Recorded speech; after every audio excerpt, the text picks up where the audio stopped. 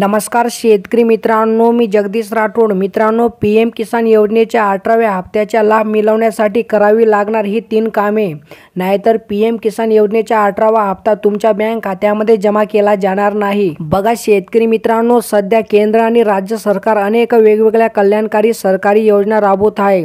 या योजनेच्या माध्यमातून गरजू आणि गरीब वर्गाला लाभ मिळवून देण्याचे काम सरकारकडून केले जात आहे. यापैकी शेतकऱ्यांसाठी असणारी एक योजना म्हणजे प्रधानमंत्री किसान सन्मान निधी योजना, ज्याचे थेट लाभ पात्र शेतकऱ्यांना मिळतो. आणि शेतकरी मित्रांनो, या योजनेद्वारे सरकार पात्र शेतकऱ्यांना दर 4 महिन्याला 2000 रुपयांची मदत देते.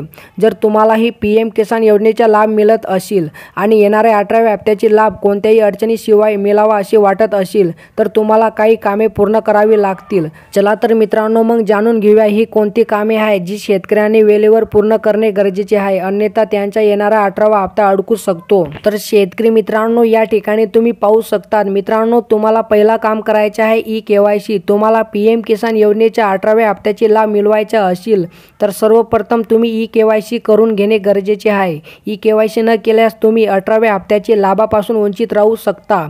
तुम्ही अधिकृत वेबसाईट म्हणजे मित्रांनो pmkisan.gov.in वर जाऊन ऑनलाईन ई-केवायसी करू शकता किंवा तुम्ही CSC केंद्रावर जाऊन ई-केवायसी करू शकता. आणि शेतकरी मित्रांनो, दुसरा काम आहे आधार लिंकिंग. तर पहा मित्रांनो, पीएम किसान योजनेशी संबंधित शेतकऱ्यांना हप्त्याचा लाभ घेण्यासाठी आणखी एक काम करणे आवश्यक आहे. वास्तविक हे काम आधार लिंकिंगचे आहे. तुमचे आधार कार्ड तुमच्या बँक खात्याशी लिंक करावे लागेल. यासाठी तुम्हाला तुमच्या बँकेच्या शाखेत जावे लागेल. आणि शेतकरी मित्रांनो, तिसरा काम आहे जमीन पडताळणी. तर पहा मित्रांनो, तुमच्या पीएम किसान योजनेचा 18वा हप्ता अडकू नये असे वाटत असेल तर निश्चितपणे वेळेत जमीन पडताळणी करा. जे शेतकरी जमीन पडताळणी करणार नाहीत त्यांचे पुढचे हप्ते अडकणार हे नक्की. पीएम किसान योजनेच्या लाभार्थी शेतकऱ्यांनी जमीन पडताळणी करून घेणे आवश्यक असल्याचे विभागाकडून यापूर्वीच स्पष्ट करण्यात आले आहे. तर मित्रांनो, असे प्रकारे पीएम किसान योजनेच्या 18वा हप्त्याचा लाभ घेण्यासाठी तुम्हाला हे 3 काम करायचे आहे. तर मित्रांनो, पहिला काम ई-केवायसी, दुसरा काम आधार लिंकिंग आणि मित्रांनो तिसरा काम जमीन पडताळणी. जर तुमचे हे 3 काम झाले असेल तर तुमच्या बँक खात्यामध्ये पीएम किसान योजनेचा 18वा हप्ता वितरित केला जाईल.